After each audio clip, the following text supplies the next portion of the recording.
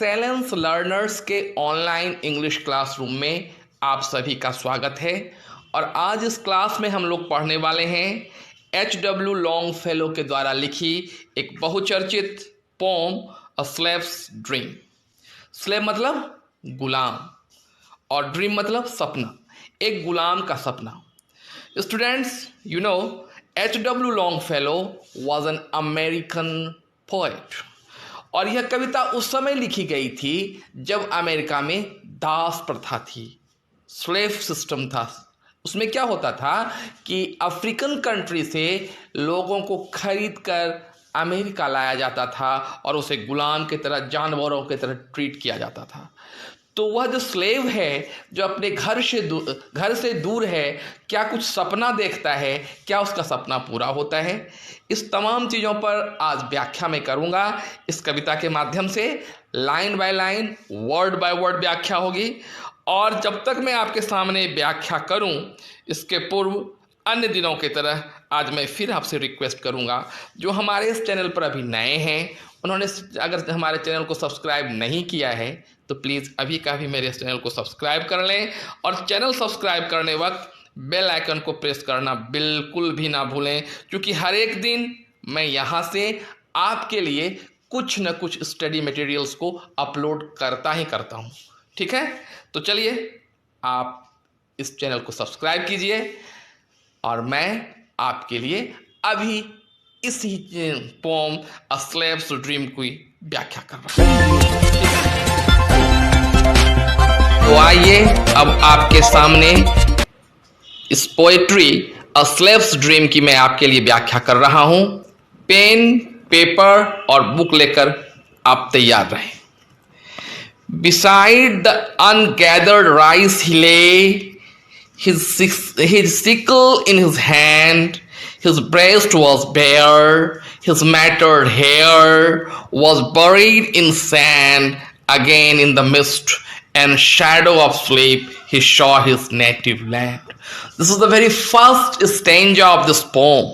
और पोम के शुरुआत में ही पोएट हमारे सामने इंट्रोड्यूस कर रहे हैं, हमें बता रहे हैं एक स्लेव के बारे में, एक मजदूर के बारे में जो गुलाम था। कहाँ था वह? Besides the ungathered rice he laid, जो बिखरे पड़े थे धान फील्ड में, वहां पर वह लेटा हुआ है। अनगैदर्ड मतलब जो समेटा नहीं है, जो बिखरा हुआ है। His sicles is in his hand. Sickle वो जो धान काटने वाला हसुआ होता है, वो उसके हाथ में है। हिज ब्रेस्ट वॉज बेयर, उसका शरीर खाली है, मतलब उसके शरीर पर कपड़े नहीं हैं। हिज मैटर्ड हेयर, उसके जो बाल हैं वो मैटर्ड है। मैटर्ड मतलब अच्छे ढंग से उस पर कॉम्बिंग नहीं किया गया है, वे बेतरतीब इधर उधर हैं। और किसमें दबे पड़े हैं?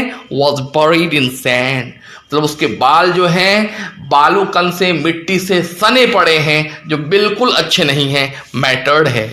Again in the mist and shadow of sleep he saw his native land, वहां पर कोहरा छाया हुआ है और फिर उस कोहरे में वो सपना देख रहा है अपने नेटिव लैंड का, जो उसका ओरिजिनल, जहां उसका घर है अफ्रीका में, वो घर का सपना देख रहा है।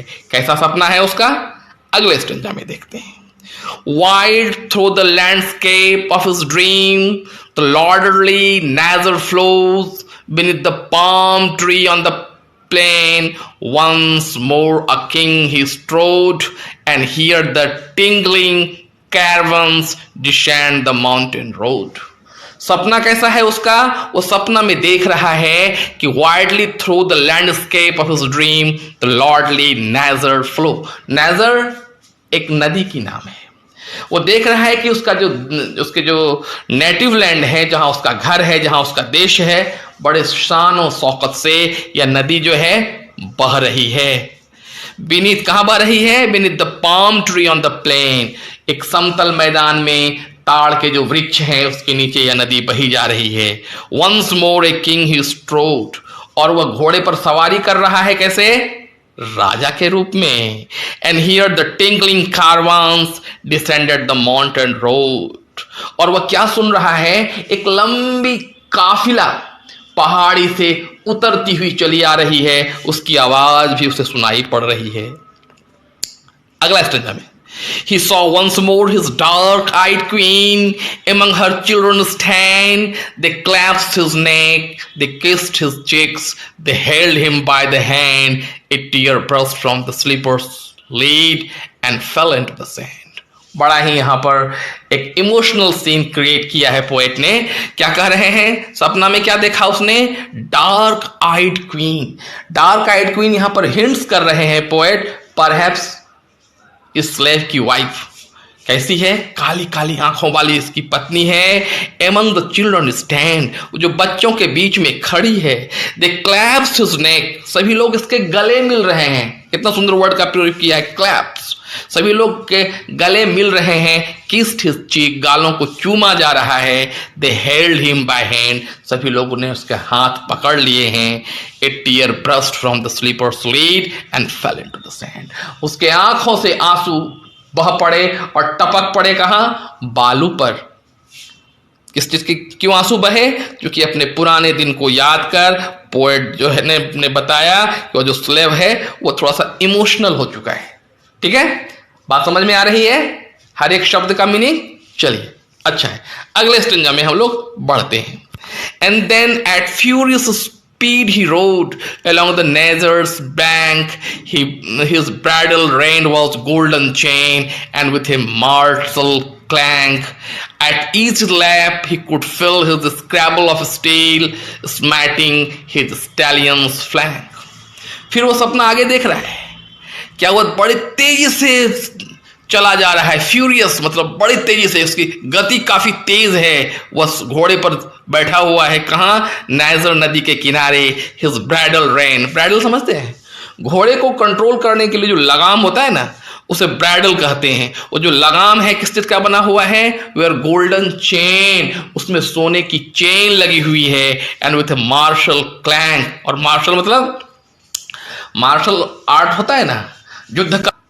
हाँ, और at each leaf he could feel the scrabble of his steel, और घोड़े जब चलता है, जो उसके हर एक बार जो उसका लीपिंग होता है, जो उछलता है घोड़ा, हर वक्त उसे और उस समय वह फील कर पा रहा है तलवार के म्यान को। म्यान समझते हैं, स्क्रैबल मतलब स्क्रैबल ऑफ द स्टील मतलब म्यान होता है। म्यान क्या है, जिसमें कि तलवार को रखा जाता है। जी हाँ जी बिल्कुल।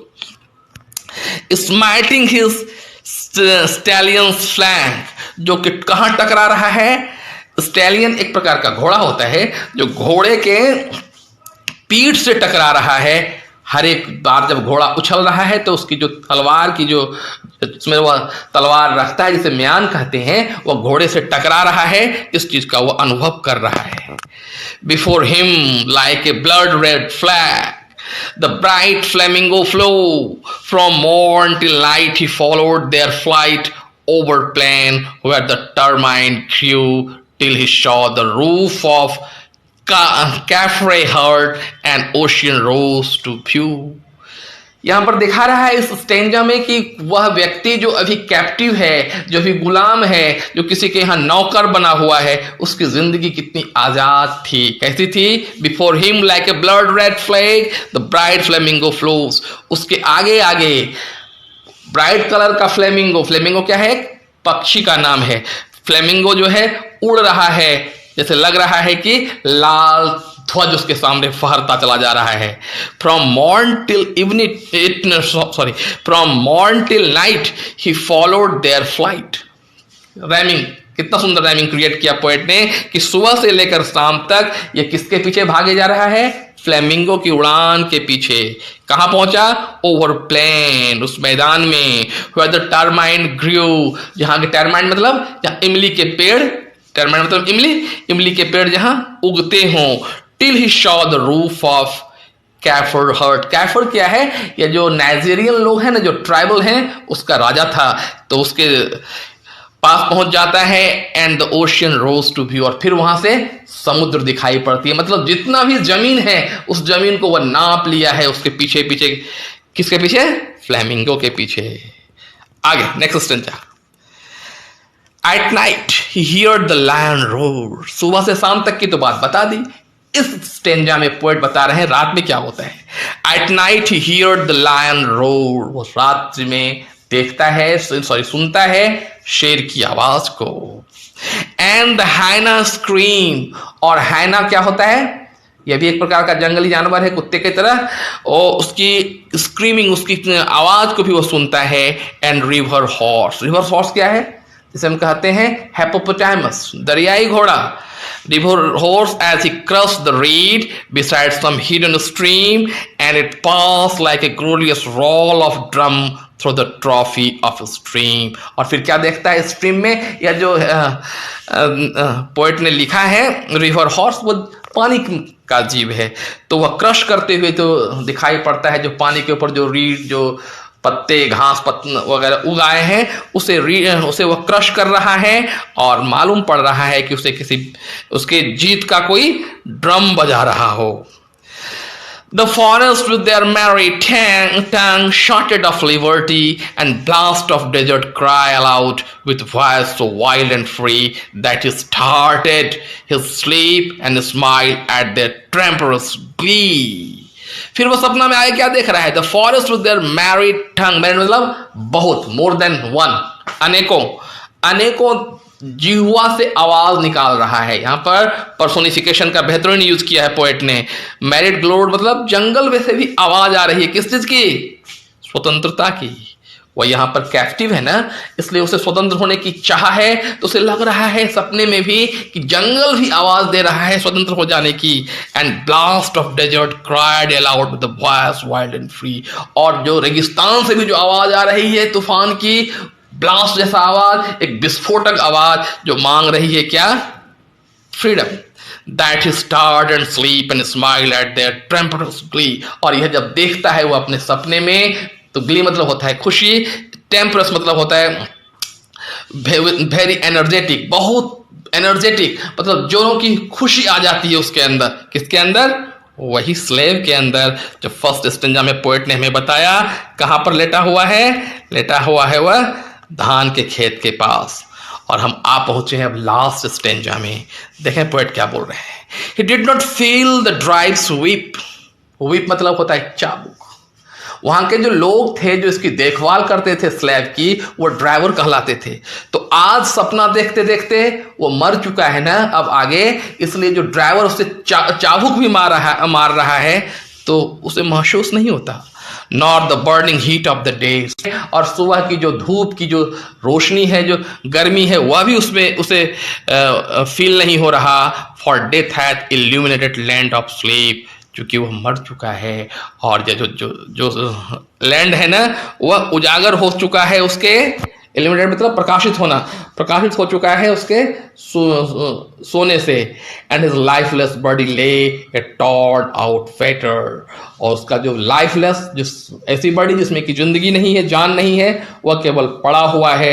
उसने तोड़ दिया है क्या, टॉर्न आउट मतलब तोड़ देना। किसको तोड़ा है, फेटर, फेटर मतलब जंजीर को, जंजीर को तोड़ के बाहर निकल गया है। That soul has broken and thrown away, उसका जो आत्मा है जंजीर को बाहर तोड़कर आजाद हो गया है, had broken and thrown away. So student, this was your poetry of the day. इस पोम की लाइन बाय लाइन मैंने आपको समझाई, विश्वास है आपको समझ में भी आ गई होगी। अब जाते जाते फिर याद करा दूं, बारी अब आपकी। आप अगर आपको यह वीडियो अच्छा लगा हो तो लाइक करें, शेयर करें, कमेंट करें। मिलते हैं फिर अगली बार एक नए वीडियो के साथ। तब तक के लिए गुड बाय।